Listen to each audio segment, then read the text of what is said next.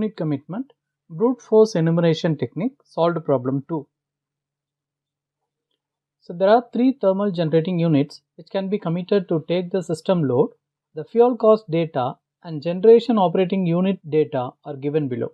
So for these 3 units, the fuel cost function is given and the generation limits are given like this. So there are no other constraint on the system operation. Obtain an optimum unit commitment table. Adopt brute force enumeration technique. Show the details of economic schedule and the component and the total cost of operation for each feasible combination of units for the load level of 900 megawatt. So we are going to solve this problem using brute force enumeration technique to find the optimum unit commitment. In brute force enumeration technique, the number of combinations at each hour given by 2 power n minus 1. For m period, the number of combinations will be 2 power n minus 1 whole power m, where n is number of units and m is total time period. Enough units will be committed to supply the load demand. Condition: summation I equal to 1 to n PGI is less than PD, then it gives infeasible solution. We need to decommit some of the generating units, where PGI is power generation of ith unit and PD is power demand. Summation I equal to 1 to n PGI is greater than PD, which gives feasible solution. So we need to commit some of the generating units. Solution: step 1, find the number of combinations. The number of combination at each hour is given by 2 power n minus 1. In this problem, the number of units is 3, n equal to 3. So the number of combination is 2 power 3 minus 1, which is 8 minus 1 equal to 7. So the number of combinations will be 7. Step 2, draw the unit commitment table. The table consists of these parameters for the 3 unit system. The upper and lower limits are here and the demand is 900 megawatt. So first we need to write the on-off condition based on the binary table. Off, off, on, off. The first case, all the units are in off condition.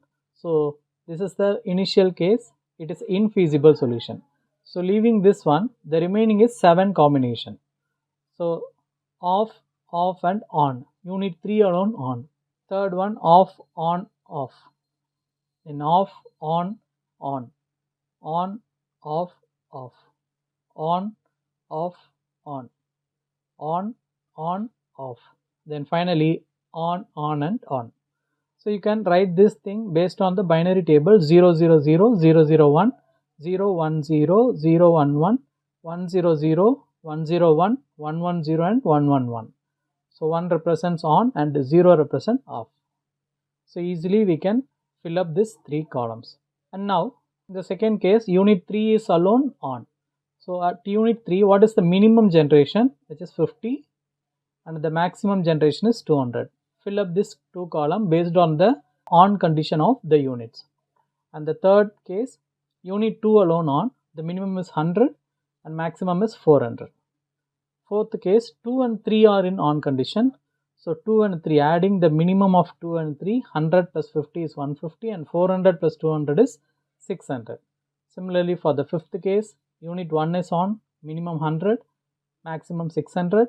Sixth case, 1 and 3 are on. So 1 and 3, adding this to 100 plus 50, 150 and 600 plus 200 which is 800. And seventh case, unit 1 and 2 are in on condition. So adding this to 100 plus 100 is 200 and 600 plus 400 is 1000. The final case, all the 3 units are in on, adding all the 3 minimum values 100 plus 100 plus 50, 250 and here it is 1200. Now checking the maximum generation here and compare it with the demand. The demand is 900 megawatt. So using the second case, third case, fourth case, fifth case and the sixth case, we cannot able to supply the demand of 900 megawatt. Using 7th and 8th case only we can able to supply, since the maximum generation is greater than 900 megawatt, 1000 and 1200. So the feasible solution will be the 7th case, which is feasible, and the 8th case also feasible. Remaining cases are infeasible solution. So now we are going to consider these 2 cases, 7th case and 8th case, one by one. First we consider the 7th case, in which unit 1 and 2 are operating. Step 3, consider 7th case. Case 7, unit 1 and 2 are operating. The demand is 900 megawatt. Find lambda using the formula. So substituting I equal to 1 and 2. So it become PD plus B1 by 2A1 plus B2 by 2A2 divided by 1 by 2A1 plus 1 by 2A2. Substitute A1 and B1 from the cost function. So the demand is 900 and B1 is 5.544, A1 is 0.001093 and B2 is 5.495 and A2 is 0.001358. Substituting, you will be getting 6.612 as lambda. So lambda equal to 6.612. Now find the power generation Pi using the formula lambda minus Bi by 2Ai. So in this case, unit 1 and 2 are running. First find P1, lambda minus B1 by 2A1. Substituting the value, you will be getting 488.563 megawatt and P2 411.266 megawatt. Now check this value with the limits. P1 is 488.563, which is lies within the limit of 100 to 600. P2 is 411, which is greater than the maximum limit of 400 megawatt. So what we need to do, we need to set the P2 value as the maximum value. If P2 is greater than P2 max, set P2 is equal to P2 max, that is 400 megawatt. So P2 is changed from 411.266 to 400. So this will have effect on P1 also. So the new value of P1 will be the total demand minus P2 value. So demand is 900 minus P2 is 400, which gives you 500 megawatt. So P1 new is 500 megawatt and which also lies within the limit. Now find the cost of generation. So now substitute this P1 value in the first cost function to find out F1. That gives you rupees 3437.95 and P2 value in the second cost function, you will get rupees 2632.28. Total fuel cost equal to, adding this to cost value, will be getting rupees 6070.23. So the conclusion of this seventh case is P1 is 500 megawatt, P2 is 400 megawatt and the fuel cost is rupees 6070.23. We are going to substitute these values in the unit commitment table. For the seventh case, PG1 is 500, PG2 is 400 and the fuel cost is 6070.23. Now we are going to consider the next case, that is 8th case. All the units are in on condition. Consider case 8. Case 8, unit 1, 2 and 3 are operating. Power demand is 900 megawatt.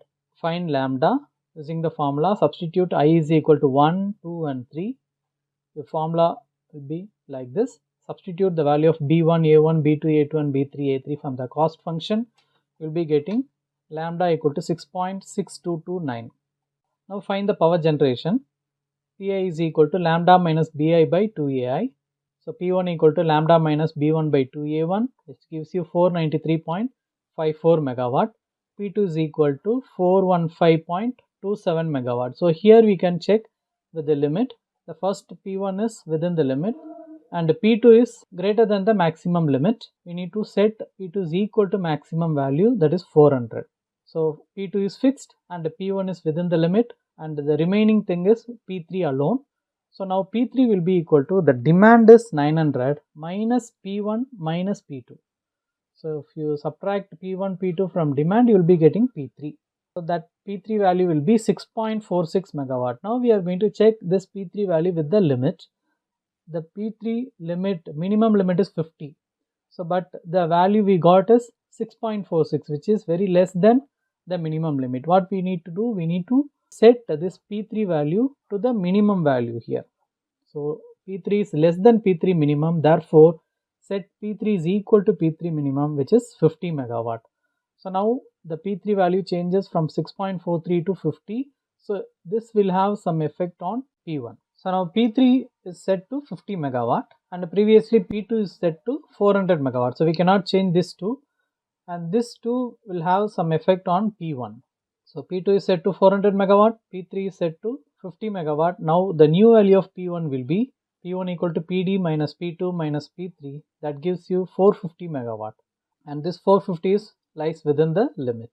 So using this value, we are going to find the cost of generation. Substitute P1 equal to 450 in the first cost function. you will get rupees 3108.83. P2 is equal to 400. In the second cost function, you will be getting rupees 2632.28.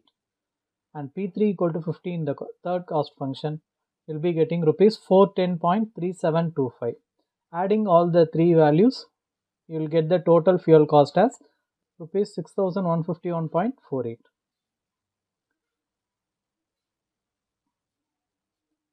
Now we are going to substitute all this value in the unit commitment table. For the 8th case, Pg1 is equal to 450, P2 is equal to 400, P3 is equal to 50, and the cost is 6151.48.